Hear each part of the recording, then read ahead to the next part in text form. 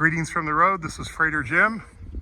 It's Sunday morning, about 9 a.m., 80 degrees. I'm in Moon Valley, Arizona, which is North Phoenix. I'm here with Scott. He's going to tell us a great story about two cars I brought out. So I had to come up this pretty steep hill in first, and then he's in this unique situation where he's got his own private driveway, which I've never seen this before. He's got his own private driveway down to his house, and then he has a spectacular view.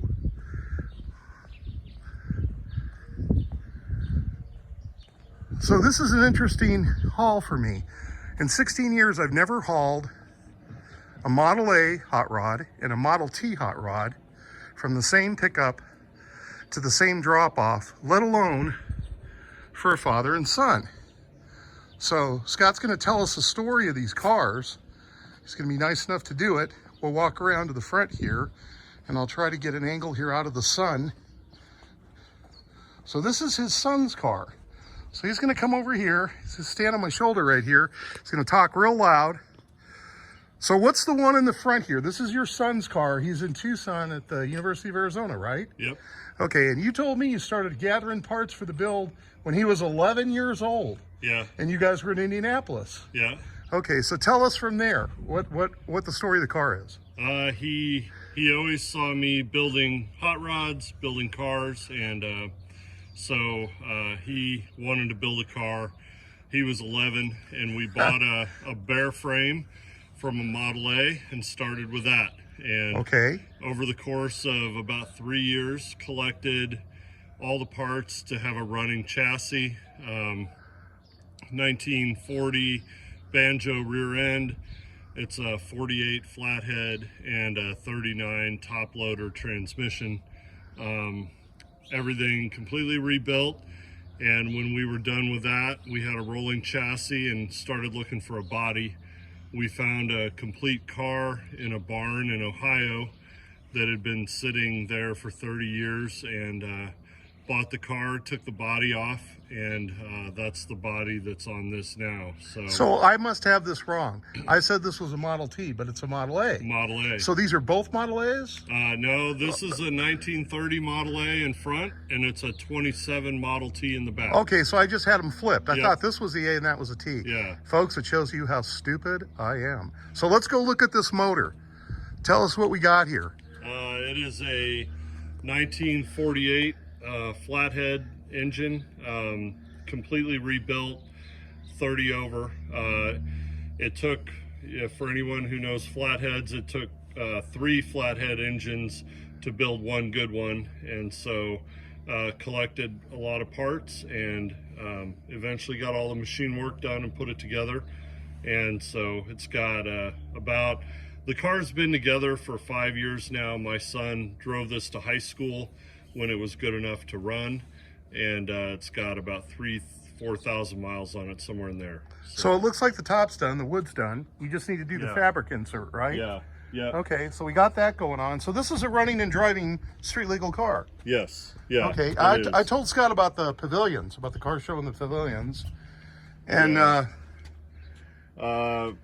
you know, it's dirty. It's been in an aircraft hangar for a while, but I think it looks freaking great. The seats are out of a 1966 Mustang, and they've been relocated backwards from the stock position 6 inches because my son is 6'6". Now, are they adjustable or are they still fixed? No, they're fixed. So your son's 6'6" and he'll fit in this? Yes, yeah. So did you do anything to raise the roof height, or is that just stock to the car? Stock roof. Wow. And then there's your fuel cell. Yeah.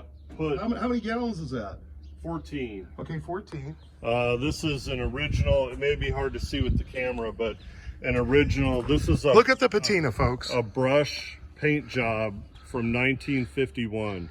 1951 brush paint job. And so you can see the brush strokes in it. That looks like a period correct stoplight. Yeah. Wow. Yeah. Got one over here too. Look at the brush strokes. See, this is great. And you guys are going to leave it this way, right? Or he's going to leave it this way. Yeah, it's his to do what he wants with. Right. Yeah. So he's going to come up from Tucson. Yeah. Come and visit you and do some work. Yeah. Yeah, we've driven this though from Indianapolis to Louisville.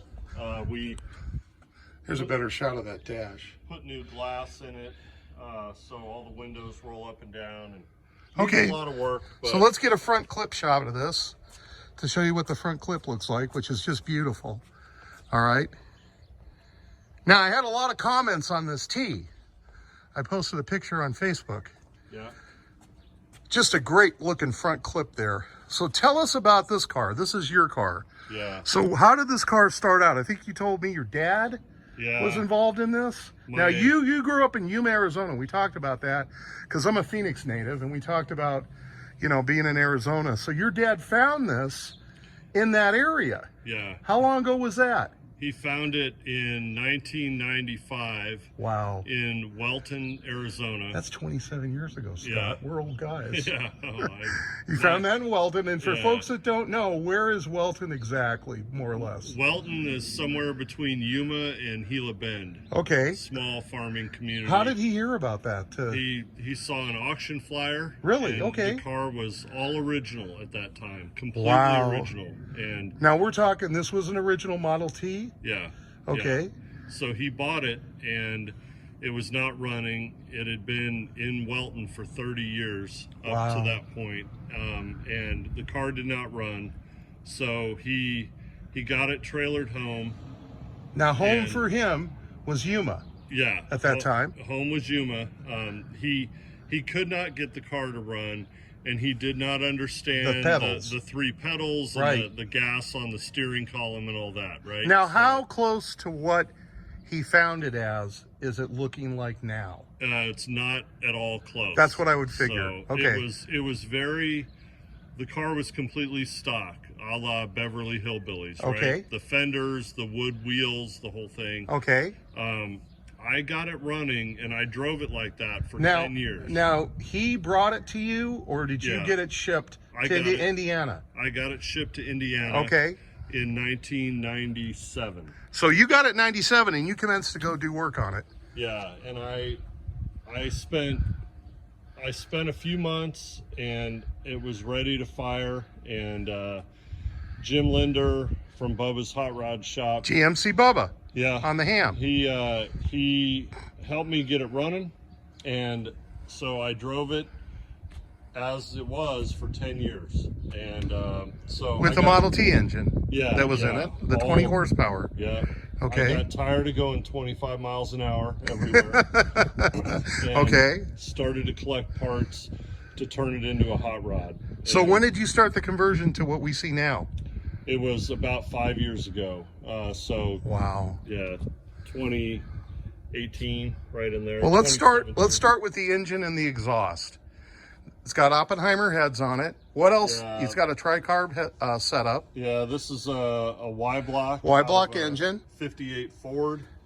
Edelbrock intake. Yeah, 3 original Stromberg 97s. Okay. Which are all hooked up, which is obvious because they're all leaking. I think Stromberg is the German word for leak. And so I can attest to that. That's why I have blankets down in my trailer to curb the enthusiasm of the engines wanting to leak fluid. Yeah. Okay, and then where did you find the body for this? The body is original, and so that's maybe one of the last original pieces of the car. So we're looking at a T-tub here. Yeah, this is all steel. It's never had a patch panel welded in.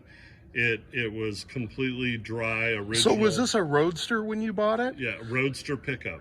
So it was a Roadster pickup. Yeah. So the bed, has it been changed? The bed was shortened 8 inches. So this is the original Roadster pickup bed. Yeah. But it was shortened 8 inches. Yeah. So let's kind of look. There's a fuel cell in the back. There's some blankets down here. Yep. He put the battery back there.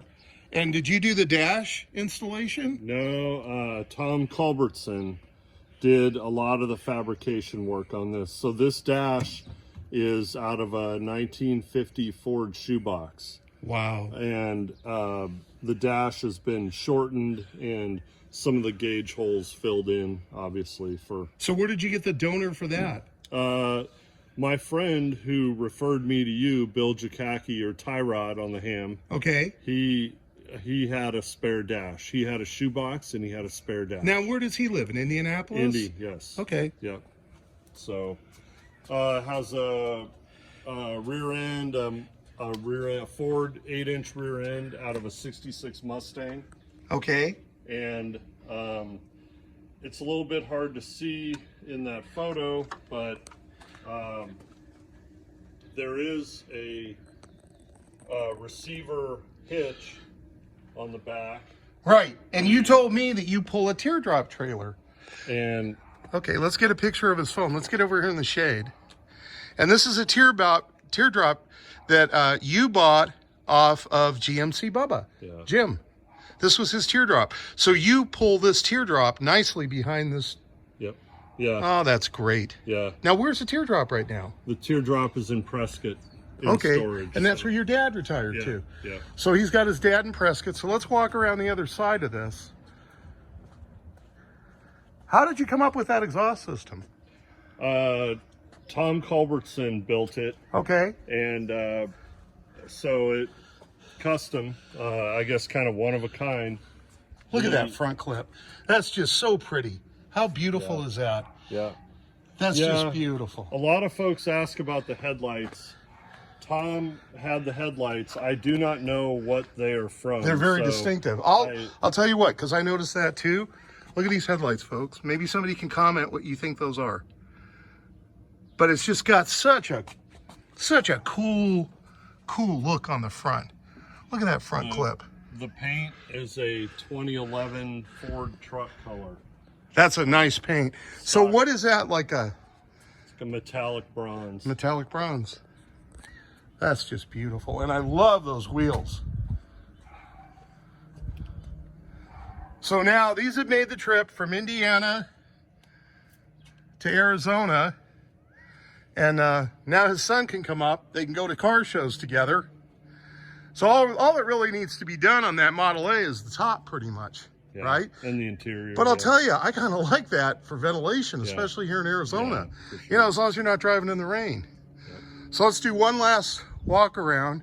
Thanks to Scott. Again, I've never hauled a Model T and a Model A hot rod together, and it's such a good story. I started talking to Scott when I pulled up and met him in the Safeway parking lot, and I asked him if I could video the story, because not only is it a T and an A hot rod, but also too father and son, which is great.